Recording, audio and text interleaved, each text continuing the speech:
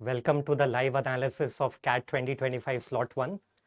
So first of all, before we look into the details of the difficulty level distribution of questions, let's get a brief overview of what the CAT was like this year in Slot 1. So if we get started, first of all, we will take a look at the number of questions in each section. Just give me 1 minute. I think the slide isn't loading up.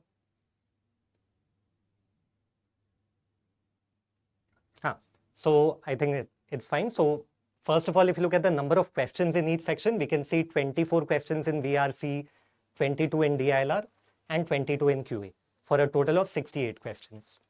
So the time limit was 120 minutes, 40 minutes per section, +3 for correct answer, -1 for incorrect for MCQ, and no negative marking for theta questions. Now that we start talking about CAT 2025, the first thing is, of course, that there was no change in paper pattern. It was exactly 68 questions, same as last year. We had same 24 questions in VRC, 22 questions in DILR, 22 questions in QA. So no major surprises in terms of paper pattern. Now, if we talk about VRC, one notable change you can say was that para-jumbles were back. So there was a change last year that para-jumbles were removed last year. And now this year the change is that para-jumbles are back.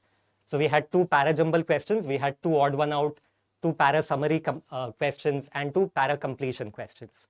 Equal distribution among these VA questions. Then RC and VA were not clubbed together, but they appeared randomly, which means that you might get a VA question first, then you might get an RC, some more VA questions, another RC. It was all mixed up. In DILR, we had 5 sets. We had 22 questions in total, of course. So 5 sets with 3 sets of 4 questions each and 2 sets of 5 questions each. Then if we come to the initial estimates, and I'm sure this is what many of you would be looking for right now. Now, before I start talking about the numbers, I just want you to know that this is not something you can take as a guarantee. Okay, this is not something you should be using to make decisions for which B schools to apply to, or you should not be thinking that this is the percentile that I will get at this score. These are just estimates. So take them as that. Okay, these are initial estimates based on our experiences. It doesn't guarantee that you'll get this particular percentile at this particular score. Okay, so wait for a few days until the response sheet is out, and then you will get to know what could be your percentile. These, again, I'm emphasizing this, I'm repeating this. These are just initial estimates. Now, if I come back to this, so first of all, if you look at the sectional cutoff, overall cutoff of 85 percentile. So in the 3 sections, it would be around 19, 15, and 16, and 45 overall. If you look at 90 percentile, it would be 23, 19, 18, and 53 overall. If you look at 95 percentile, 30, 26, 25, and 70 overall. 99 percentile would be 40, 34, 33, and 90 overall. So if we talk about the 99 percentile, which is the target for many people, the overall estimate of 90 that we have is lower than that of last year. Last year, from what I remember, it was around 95. So we expect the overall to go down a little bit. Okay, that is the initial estimate. So I hope everyone has a fair idea about what we can expect, okay, based on our initial analysis. But of course, after a few days, once the response sheets are out, then we'll have a much better idea about this. Now, let's come to the individual section specifically. So if we first of all come to the difficulty level. VRC was medium. It was slightly more difficult than last year. We are comparing specifically with 2024 slot 1, last year's slot 1. So slightly more difficult. The passages could have been a bit lengthier to read. The options also could have been a bit lengthier. And the reading material might have appeared to be a bit dense. So it was still manageable. It was of a medium level, but it did seem to be a bit more challenging compared to last year. DILR definitely seemed challenging. Okay, we cannot call it easy. Only one set was easy. We'll come to which set. Only one set was very obviously a manageable one. All the others ones seem to be pretty deductive and not at all straightforward. So difficult is our initial analysis. and level of difficulty higher than that of last year, specifically slot 1. And QA was easy to medium. Now, of course, when we say easy, we don't mean very easy. Maybe 2023 QA has helped us all to come to a higher level, so that even if the paper is not very easy, it seems easy compared to recent years' papers. But it wasn't challenging. It was easy to medium would be a fair analysis. Similar to last year's slot 1, not very difficult. If you have solved last year's questions and you had come to today's paper, you would not have felt that there was a major change, unlike DILR. And overall, we would say it is slightly more difficult compared to CAT 2024 slot 1. So overall, more difficult than last year, which is why we expect the score requirement for any percentile to come down by a little bit.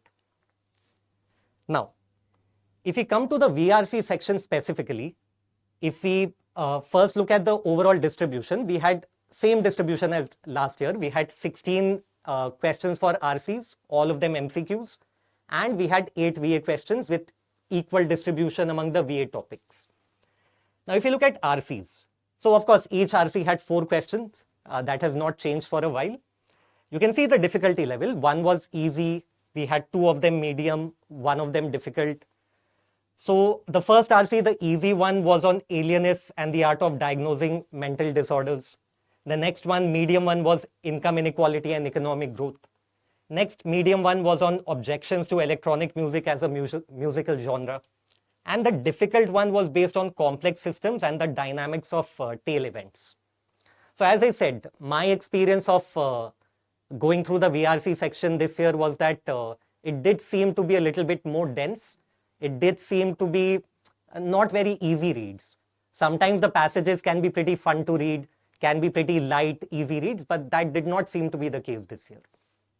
Now, if you look at the VA questions, as I said, we had equal distribution. We had 2 questions of para completion, 2 of para summary, 2 of odd sentence, and 2 of para jumbles. And of course, para jumbles were back. And we had odd sentences and para jumbles as theta questions. And you can see the difficulty level. None of these we are classifying as difficult.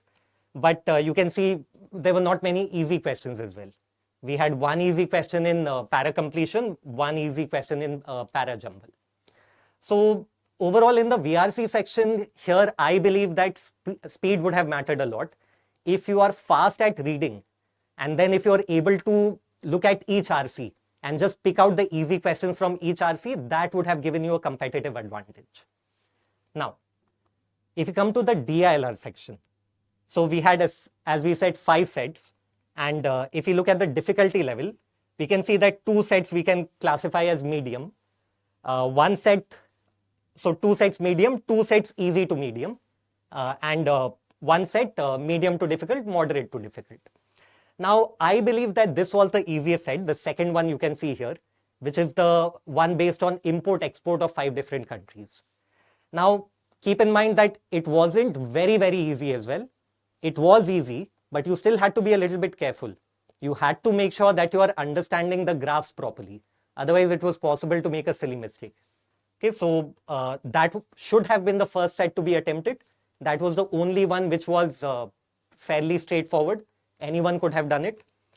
And after that, you can see the last one, train movement from stations A to E. Easy to moderate, but in my experience, it did not seem to be very straightforward. Could have been managed, but not as easy as the import-export one. And then the moderate ones, you had one on circular arrangement set involving 4 people and 7 chairs. But it wasn't just about that. There's something where they were taking turns. There were multiple turns. So that there was one more layer of complexity. Then if you look at the other moderate set, we had performance rating of 6 employees across different quarters. So again, that did seem to be a somewhat deductive set. Did not seem to be very straightforward. And the moderate to difficult one was about 5 people tapping yes, no, and also maybe in response to the questions they are asking each other. So there also we had some deductive information, and it seemed to be a bit challenging, would have definitely taken some time to crack it. So compared to last year, where last year, if you've seen the paper, if you solved some of the questions, you would have seen that some questions were definitely easy. Some DILR sets, it was very easy to pick out that they are straightforward, and you know that you can solve them in 10 minutes, 12 minutes. Many people could attempt 3 sets also last year, but probably that will not be the case this year. This year, I believe many people will get that 1 set on import-export. Second set will be a challenge. And then third set, very few people will be able to achieve. Okay, that is my understanding based on my experience. So theta questions, if you see, we had a lot of theta questions, in fact. That is something notable. We had 4 theta questions in the first set, 1 theta question in the third set, then 2 in the fourth one, and 4 in the next one. So we had 11 theta questions in total. Okay, 11 theta questions, which is half of the total number of questions. Okay, a lot of theta questions here. And if we come to QA again, arithmetic was dominant. We had, you can see the majority of the questions, at least if you compare with the other areas, majority was from arithmetic, 8 questions out of 22. So this is why we give arithmetic that level of importance. Algebra, we had 4 questions. So of course, not as much as in CAT 2023, but decent number of questions. Okay, so if you were not very good with, let's say, algebra, you wouldn't have faced that much difficulty here, if at least you had made your arithmetic strong, okay, which is always the first section that we recommend. Then if you come to numbers, you had 4 questions from there, 3 questions from geometry, 3 questions from modern maths. So pretty good distribution, I would say. Arithmetic, of course, should have a lot of questions, considering that a lot of people from non-engineering backgrounds take the CAT. So arithmetic is usually the most approachable one. Okay, so we did have a lot of questions from there, and then fairly equal distribution among the other areas. So even if you had left out one area like geometry, you would have still found easy questions from the other areas. Overall, quant, I found this year's paper to be similar to that of last year, maybe slightly easier also, as long as you made sure that you did not waste a lot of time on the lengthy questions. Because I remember there were some questions which were a bit lengthy or very calculative, where you had to use a calculator. So as long as you did not waste too much time on those questions and picked out the easy questions, this was very manageable. Okay, so that was quant. Now again, I'm back to the initial estimates. People who are joining us just now, if you just want to see these numbers, feel free. But again, repeating this, don't take these as guaranteed. These are just initial estimates. In approximately 1 week or 10 days, the response sheet should be out. And then we will have a very good idea about what percentile you could expect at any particular score. Okay, so I think this is it. Feel free to tell us about your experiences, and we will keep posting our analysis of later slots and overall analysis at the end of the day. Okay, so stay tuned to the IMS channel. Bye everyone.